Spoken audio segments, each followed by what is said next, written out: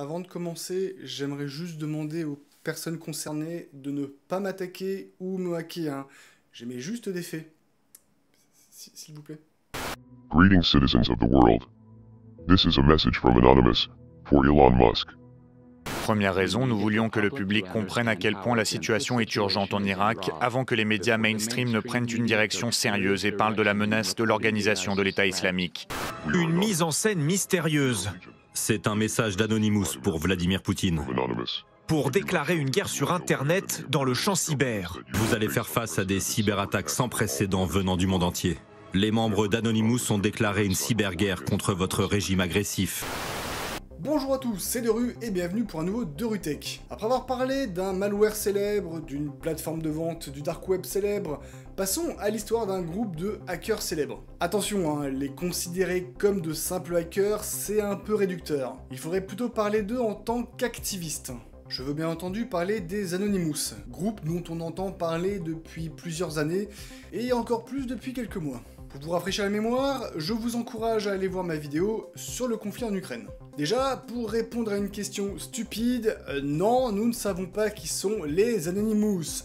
LOL. Contrairement à d'autres groupes de hackers plus classiques, les Anonymous ne sont pas une organisation à proprement parler, mais plutôt un mouvement, un collectif, rassemblant des membres dans le monde entier et s'exprimant via plusieurs médias, bien qu'il doit y avoir un noyau dur gérant leurs principaux comptes sur les réseaux sociaux et désignant des cibles et des actions à entreprendre. Autre point les différençant de groupes de hackers classiques, c'est leur motivation. Du moins leur motivation principale, parce que dans les faits, pour y arriver, ils usent de moyens divers et variés. Et cette motivation, ce n'est pas l'argent, ou un plaisir malsain à la destruction ou à la fuite d'informations, non, c'est simplement la liberté d'expression. Et autant dire qu'ils en veulent un petit peu à la Russie pour ça actuellement. Petit point historique. Le collectif est né entre 2003 et 2007 sur la plateforme 4chan, qui grosso modo est un type de site du même genre que Reddit, une sorte de forum sur lequel on discute de sujets divers et variés. Le nom Anonymous vient d'ailleurs de cette image d'anonymat sur internet, et donc fait référence à la liberté d'expression sur internet, parce que si on peut pas nous identifier, on peut dire ce qu'on veut sans crainte de retomber. Question de l'anonymat sur internet qui pourrait faire l'objet d'une future vidéo, parce que la question est quand même très intéressante. Je tease. C'est en 2008 avec le projet Chanology que les Anonymous se feront connaître avec plusieurs actions attentées contre l'église de Scientologie. Alors il faut savoir que la Scientologie, c'est pas des marrants, ils ont un sens de l'humour assez restreint quand il s'agit de remettre en question leur doctrine, et ils ont une très bonne arme qu'ils utilisent contre ceux qui portent préjudice, c'est de porter plainte.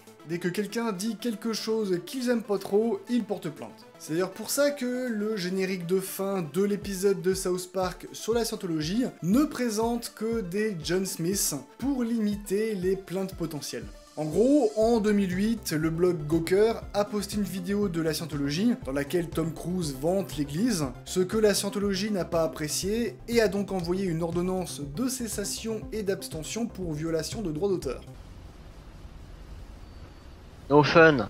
Ni une ni deux, en représailles, des attaques groupées sont effectuées contre la Scientologie, comme des canulars sur la hotline de l'église, des déclenchements d'impression pour vider les cartouches d'encre, ou, plus brutal, des attaques DDoS sur leur site web. C'est d'ailleurs à cette période qu'est apparue la première vidéo d'Anonymous, vidéos qui font partie de l'identité du collectif pour prévenir d'actions imminentes si les responsables ne se calment pas. Et c'est d'ailleurs à ce moment qu'a été utilisé le masque de Guy Fawkes, popularisé par le film V pour Vendetta, utilisé par des personnes manifestant devant les installations de la Scientologie. Masque qui deviendra d'ailleurs le symbole des Anonymous. On les a retrouvés lors du printemps arabe pour faire face aux différentes politiques de censure et soutenir et fournir les moyens de conserver leur anonymat aux cyberdissidents.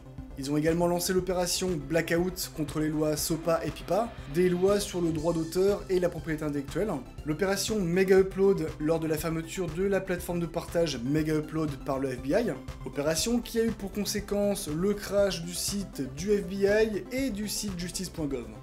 En 2012, ils ont aidé à faire la lumière sur des affaires de viol, comme quoi, il faut pas croire que le but du collectif c'est juste de faire chier les gouvernements.